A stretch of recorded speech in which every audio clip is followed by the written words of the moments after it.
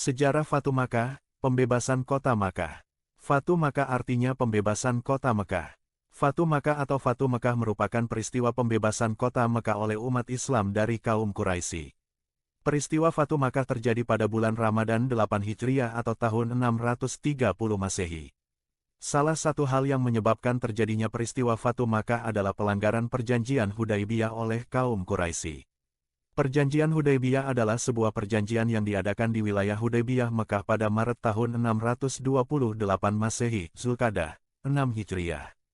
Hudaibiyah terletak 22 km arah barat dari Mekah menuju Jeddah, sekarang terdapat Masjid Ar-Ridwan. Nama lain Hudaibiyah adalah As-Syumaisi yang diambil dari nama As-Syumaisi yang menggali sumur di Hudaibiyah. Pada tahun 628 Masehi, sekitar 1.400 Muslim berangkat ke Mekah untuk melaksanakan ibadah umrah. Namun karena saat itu kaum Quraisy di Mekah sangat anti terhadap kaum Muslim Madinah terkait kekalahan dalam Perang Khandaq, maka Mekah tertutup untuk kaum Muslim. Quraisy, walaupun begitu, menyiagakan pasukannya untuk menahan Muslim agar tidak masuk ke Mekah. Pada waktu ini, bangsa Arab benar-benar bersiaga terhadap kekuatan militer Islam yang sedang berkembang.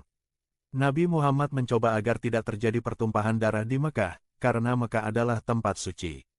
Akhirnya kaum Muslim menyetujui langkah Nabi Muhammad, bahwa jalur diplomasi lebih baik daripada berperang. Kejadian ini diabadikan dalam Al-Quran sebagai berikut.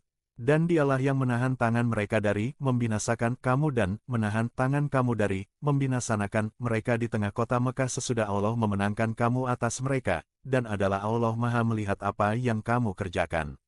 Quran Al-Fat, ayat 24, garis besar perjanjian Hudaibiyah berisi, atas nama Tuhan semesta alam yang maha pengasih dan penyayang. Ini perjanjian antara Muhammad dan Suhail bin Amru, perwakilan Quraisy. Tidak ada peperangan dalam jangka waktu 10 tahun. Siapapun yang ingin mengikuti Muhammad, diperbolehkan secara bebas. Dan siapapun yang ingin mengikuti Quraisy, diperbolehkan secara bebas. Seorang pemuda, yang masih berayah atau berpenjaga, jika mengikuti Muhammad tanpa izin, maka akan dikembalikan lagi ke ayahnya dan penjaganya. Bila seorang mengikuti Quraisy, maka ia tidak akan dikembalikan. Tahun ini Muhammad akan kembali ke Madinah. Tapi tahun depan, mereka dapat masuk ke Mekah, untuk melakukan tawaf di sana selama 3 hari. Selama 3 hari itu, penduduk Quraisy akan mundur ke bukit-bukit. Mereka haruslah tidak bersenjata saat memasuki Mekah. Manfaat Hudaibiyah bagi kaum Muslim adalah 1. Bebas dalam menunaikan agama Islam. 1. Tidak ada teror dari Quraisy. 3. Mengajak kerajaan-kerajaan luar seperti Ethiopia Afrika untuk masuk Islam. Peristiwa Fatu Makkah berakhir dengan damai tanpa pertumpahan darah, karena kaum Quraisy menyerah. Nabi Muhammad SAW kemudian membersihkan kurang lebih 360 berhala dan menghapus gambar-gambar yang ada pada Ka'bah. Latar belakang Fatu Makkah. Penyebab terjadinya Fatu Makkah adalah pelanggaran perjanjian Hudaibiyah oleh Bani Bakar, salah satu kabilah kaum Quraisy. Perjanjian Hudaibiyah yang disepakati pada tahun 6 Hijriah berisi kesepakatan gencatan senjata selama 10 tahun antara kaum Quraisy dengan umat Muslim.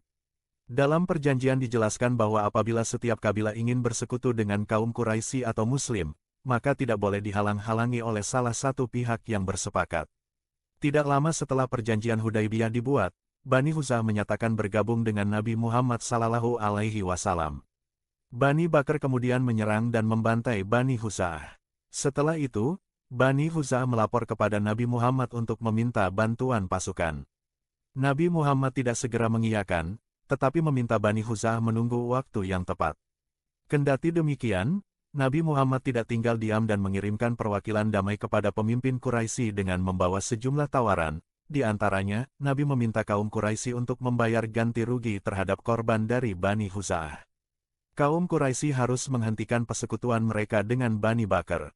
Kaum Quraisy harus menyatakan pembatalan perjanjian Hudaibiyah. Kaum Quraisy memilih tawaran ketiga, sehingga Nabi Muhammad dan kaum Muslim menyiapkan pasukan untuk menyerbu kaum Quraisy di Mekah.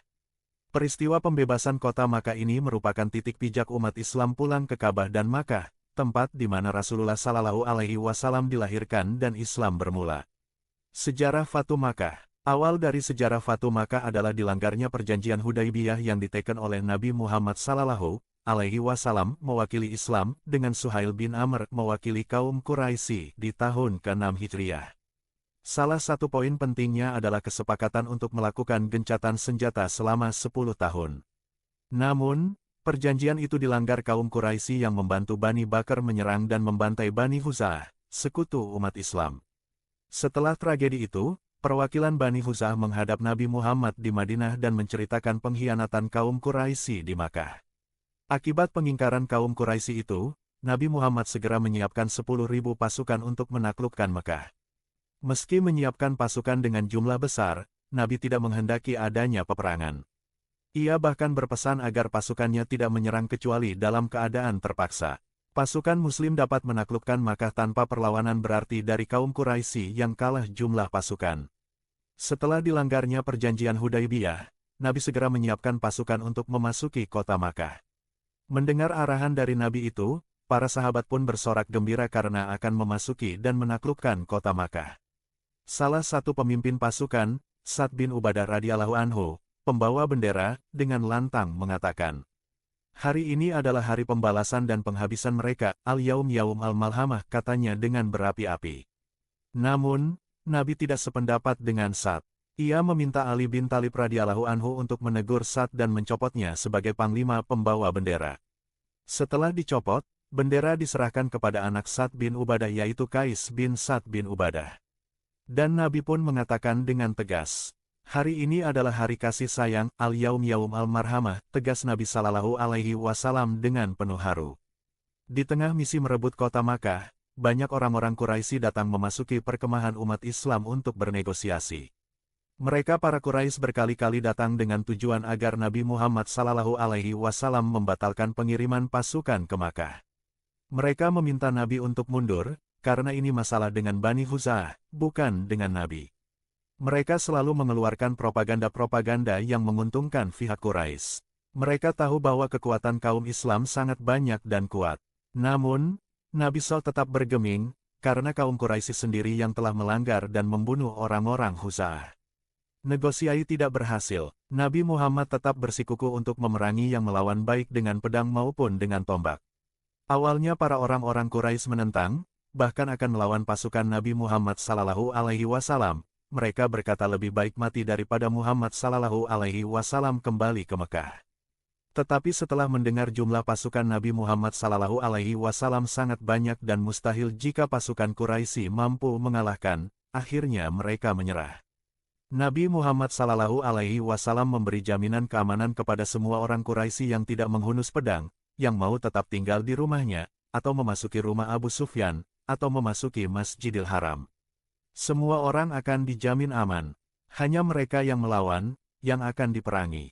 Peristiwa tersebut awal kembalinya Nabi Muhammad Sallallahu Alaihi Wasallam ke Makkah. Terima kasih.